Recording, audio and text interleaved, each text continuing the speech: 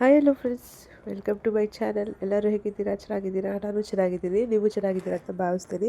Friends, ಇವತ್ತು Monday ಲಾಗ್ನ ನಿಮ್ಮ ಜೊತೆ ಶೇರ್ ಮಾಡ್ಕೊತಾ ಇದ್ದೀನಿ. ಸೊ ಇವತ್ತು ಬೆಳಗ್ಗೆ ಬೇಗ ಎದ್ದು ಫ್ರೆಶ್ ಅಪ್ ಆಗಿ ನೋಡಿ, ತಲೆಗೆ ಸ್ನಾನ ಮಾಡ್ಕೊಂಡು ಇವತ್ತು ಸೋಮವಾರ ಶಿವಗೆ ಪೂಜೆ ಮಾಡೋಣ ಅಂತ ಬಂದಿದ್ದೀನಿ. ಸೊ ನನಗೆ ಸೋಮವಾರ ತುಂಬ ಸ್ಪೆಷಲು, ಯಾಕಂದರೆ ಈಶ್ವರನ ಪೂಜೆ ಮಾಡ್ತೀನಲ್ವಾ. ಸೊ ಅದಕ್ಕೆ ನನಗೆ ತುಂಬ ಇಷ್ಟ ಈಶ್ವರ ಅಂದರೆ. ತುಂಬ ಸರಿ ಹೇಳ್ಬಿಟ್ಟಿದ್ದೀನಿ. ಸೊ ದೀಪ ಹಚ್ಚಿ ಪೂಜೆ ಮಾಡಿದೆ ಸಿಂಪಲ್ಲಾಗಿ. ಈಗ ದೇವ್ರ ಕೈ ಮುಕ್ಕೋತಾ ಇದ್ದೀನಿ. ಹಿಂದ್ಗಡೆ ನೋಡ್ಬೋದು ನಮ್ಮ ಅಪ್ಪ ಅಮ್ಮ ಅಲ್ಲೇ ಇದ್ದಾರೆ. ಸೊ ಈಗ ದೇವ್ರ ಪೂಜೆ ಆದಮೇಲೆ ಅಡುಗೆ ಮಾಡಿ ಇನ್ಸುಲಿನ್ ತಗೊಂಡು ಇವಾಗ ನಾನು ಟಿಫನ್ ಮಾಡ್ತಾಯಿದ್ದೀನಿ. ಇವತ್ತು ನಮ್ಮನೇಲಿ ಟಿಫನು ಪುದೀನ ಚಿತ್ರಾನ್ನ, ಪುದೀನ, ಕೊತ್ತಂಬರಿ, ಮೆಣಸಿನ್ಕಾಯಿ, ಸೊ ಇವೆಲ್ಲ ಮಿಕ್ಸಿಗೆ ಹಾಕಿ ಆಮೇಲೆ ಒಗ್ಗರಣೆ ಹಾಕಿಬಿಟ್ಟು ಚಿತ್ರಾನ್ನ ಮಾಡ್ತೀವಿ. ಚೆನ್ನಾಗಿರುತ್ತೆ ಚಿತ್ರಾನ್ನ. ಸೊ ನಂದು ಇವಾಗ ಟಿಫನು ಆಯಿತು. ಈಗ ನೋಡಿ ನನ್ನ ಮಗಳು ರೆಡಿಯಾಗಿದ್ದಾಳೆ. ಅವಳನ್ನ ಅಂಗನವಾಡಿಗೆ ಕಳ್ಸೋಕ್ಕೆ ರೆಡಿ ಮಾಡಿಸಿದ್ದೀನಿ. ಇದು ಅವ್ರ ಅಪ್ಪನೇ ರೆಡಿ ಮಾಡಿಸಿರೋದು. ಸೊ ನಾನು ಸ್ನಾನಕ್ಕೆ ಹೋಗಿ ಬರೋ ಅಷ್ಟೊತ್ತಲ್ಲಿ ಅವಳನ್ನ ಈ ರೀತಿ ಸ್ನಾನ ಮಾಡಿಸಿ ರೆಡಿ ಮಾಡಿಸ್ಬಿಟ್ಟಿದ್ದಾರೆ. ಹಾಯ್ ಮಾಡಿ ಅಂತಂದರೆ ಓಡೋಗ್ತಿದ್ದಾಳೆ ನನ್ನ ಮಗಳು. ಸೊ ಈಗ ಟೈಮ್ ಆಯಿತು, ತಲೆ ಬಾಚ್ಕೊಂಡು ಇವಾಗ ನಾನು ಸ್ಕೂಲ್ಗೆ ಹೊರಡ್ತಾ ಇದ್ದೀನಿ. ಹಾಗೆ ನನ್ನ ಮಗಳನ್ನೂ ಕರ್ಕೊಂಡು ಹೋಗ್ತೀನಿ.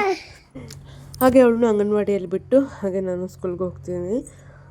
ಸೊ ಸ್ಕೂಲೆಲ್ಲ ಆಯಿತು. ಇವಾಗ ಮತ್ತೆ ನನ್ನ ಕರ್ಕೊಂಬರೋಕ್ಕೆ ನನ್ನ ಹಸ್ಬೆಂಡು ಕಾರ್ ಹಾಕ್ಕೊಂಬಂದಿದ್ರು. ಈವ್ನಿಂಗು ನಾನು ಕರ್ಕೊಂಬರೋಕ್ಕೆ. ಈಗ ತರಕಾರಿಗಳೆಲ್ಲ ತೊಗೊತಿದ್ವಿ. ಇವತ್ತು ಸೋಮವಾರ ನಮ್ಮೂರಲ್ಲಿ ಸಂತೆ ಇರುತ್ತೆ. ತರಕಾರಿ ಎಲ್ಲ ತೊಗೊಂಡು ಬಂದ್ವಿ. ಈಗ ಒಂದು ಸ್ವಲ್ಪ ಪನ್ನೀರ್ ಫ್ರೈ ಮಾಡ್ಕೊತಿದ್ದೀನಿ. ಆಮೇಲೆ ಅಡುಗೆ ಮನೆಯೂ ಒಂದು ಸ್ವಲ್ಪ ಕ್ಲೀನ್ ಮಾಡ್ಕೊಳ್ಳೋದಿದೆ, ಅದನ್ನು ಕ್ಲೀನ್ ಮಾಡ್ಕೊಬೇಕು. ಪನ್ನೀರ್ ಫ್ರೈ ನನಗೂ ಇಷ್ಟ ಆಗುತ್ತೆ, ನನ್ನ ಹಸ್ಬೆಂಡ್ಗೆ ಮತ್ತು ಪಾಪುಗೂ ಇಷ್ಟ ಆಗುತ್ತೆ. ಸೊ ಯಾವಾಗಲೂ ಪನ್ನೀರ್ ತರ್ತಾ ಇರ್ತೀವಿ. ಇದು ತುಂಬಾ ಒಳ್ಳೆಯದು. ಸೊ ಪನ್ನೀರಲ್ಲಿ ಪ್ರೆಗ್ನೆಂಟ್ ಲೇಡೀಸ್ಗೆ ಇದು ತುಂಬಾ ಒಳ್ಳೆಯದು.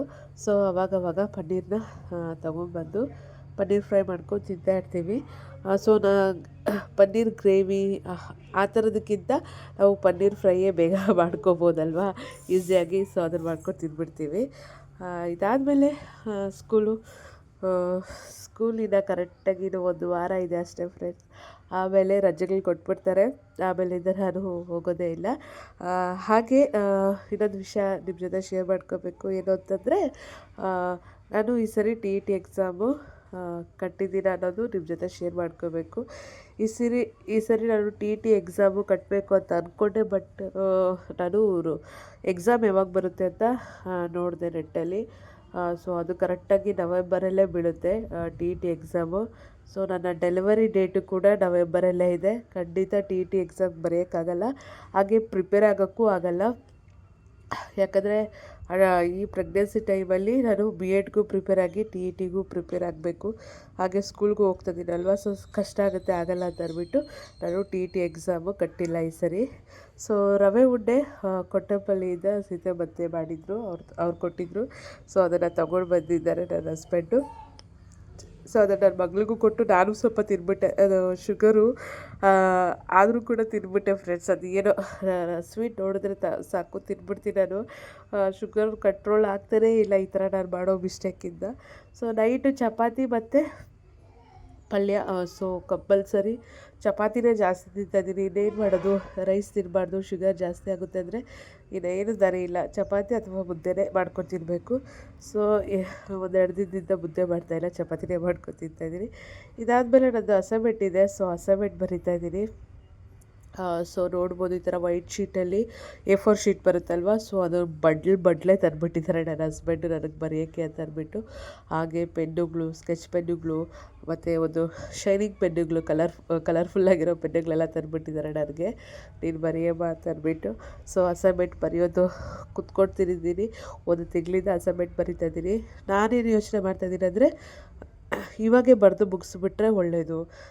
ಇನ್ನು 8 ತಿಂಗಳಲ್ಲಿ ಇವಾಗಾದರೆ ಒಂದು ಸ್ವಲ್ಪ ಬರೆದು ಮುಗಿಸ್ಕೊಬಿಡ್ತು ಅಂತಂದರೆ 9ನೇ ತಿಂಗಳಲ್ಲಿ ಆರಾಮಾಗಿ ರೆಸ್ಟ್ ತೊಗೋಬೋದು. ಆಮೇಲೆ ಡೆಲಿವರಿ ಆದಮೇಲೆ ಖಂಡಿತ ನಂಗೆ ಅಸೈನ್ಮೆಂಟ್ ಎಲ್ಲ ಬರೆಯೋಕ್ಕಾಗಲ್ಲ, ನೋಟ್ಸ್ ಬರೆಯೋಕ್ಕಾಗಲ್ಲ, ಏನೂ ಓದೋಕ್ಕಾಗಲ್ಲ. ಸೊ ಅದಕ್ಕೆ ನಾನು ಈ ಮಂತಲ್ಲೇ ಅಸೈನ್ಮೆಂಟು ಬರೆದು ನೋಟ್ಸು ಮಾಡ್ಕೊಂಬಿಡೋಣ B.Edದು ಸೆಕೆಂಡ್ ಸೆಮ್ದು ಅಂತ ಅಂದ್ಕೊಂಡಿದ್ದೀನಿ. ಇಲ್ಲಂತಂದರೆ ಓದೋಕ್ಕಾಗಲ್ಲ ನನಗೆ. ಮಗು ಆದಮೇಲೆ ಮಗು ನೋಡ್ಕೊಳ್ಳೋದು, ನಾನು ರೆಸ್ಟ್ ತಗೊಳ್ಳೋದು ಇದೇ ಆಗಿಬಿಡುತ್ತೆ. ಸೊ ಅದಕ್ಕೆ ನಾನು ಆದಷ್ಟು ಬೇಗ ಬೇಗ ಬರೆದು ಮುಗಿಸ್ಬಿಡೋಣ ಅಂತ ಅಸೈನ್ಮೆಂಟ್ ಬರಿತಾ ಇದ್ದೀನಿ. ಸೊ ನೋಡ್ಬೋದು ನನ್ನ ಹ್ಯಾಂಡ್ ರೈಟಿಂಗ್ ನಿಜವಾಗ್ಲೂ ಫಾಸ್ಟಾಗಿ ಬರ್ಕೊಂಡು ಹೋಗ್ತಾ ಇದ್ದೀನಿ. ನನ್ನ ಹ್ಯಾಂಡ್ ರೈಟಿಂಗ್ ಏನೂ ಚೆನ್ನಾಗಿಲ್ಲ. ಸೊ ಕ್ಲೀನಾಗಿ ಬರೆದ್ರೆ ತುಂಬ ಚೆನ್ನಾಗಿರುತ್ತೆ, ಬಟ್ ಫಾಸ್ಟಾಗಿ ಬರ್ಕೊಂಡು ಹೋಗ್ತಾ ಇದ್ದೀನಿ. ನನಗೆ ಬೋರ್ ಆಗಬಾರ್ದು ಅನ್ನೋ ಕಾರಣಕ್ಕೆ ಒಂದೊಂದು ಸಾರಿ ಹಾಡು ಕೇಳಿಕೊಂಡು ಬರಿತಾ ಇರ್ತೀನಿ. ಸೊ ಏನಿಲ್ಲ, ಸೊ ಬುಕ್ಕಲ್ಲಿ ರೆಫರ್ ಮಾಡಿಕೊಂಡು ಮತ್ತು ಕೆಲವಿದೆ ಅಸೈನ್ಮೆಂಟು, ಅದನ್ನು ರೆಫರ್ ಮಾಡಿಕೊಂಡು ಬರೆಯೋದು. ಸೊ ಇಷ್ಟೇ ಫ್ರೆಂಡ್ಸ್ ಇವತ್ತಿನ ಲಾಗ್. ಈ ಲಾಗ್ ಇಷ್ಟ ಆಗಿದ್ದರೆ ಲೈಕ್ ಮಾಡಿ, ಕಮೆಂಟ್ ಮಾಡಿ, ಶೇರ್ ಮಾಡಿ. ಹಾಗೆ ನನ್ನ ಚಾನಲ್ಗೆ ಸಬ್ಸ್ಕ್ರೈಬ್ ಆಗಿ ನಿಮ್ಮ ಅಭಿಪ್ರಾಯಗಳನ್ನ ತಪ್ಪದೆ ಕಮೆಂಟ್ ಮೂಲಕ ತಿಳಿಸಿ ಅಂತ ಹೇಳ್ತಾ ಮತ್ತೆ ಮುಂದಿನ ಲಾಗಲ್ಲಿ ಭೇಟಿ ಆಗ್ತೀನಿ. Thanks for watching. Bye everyone.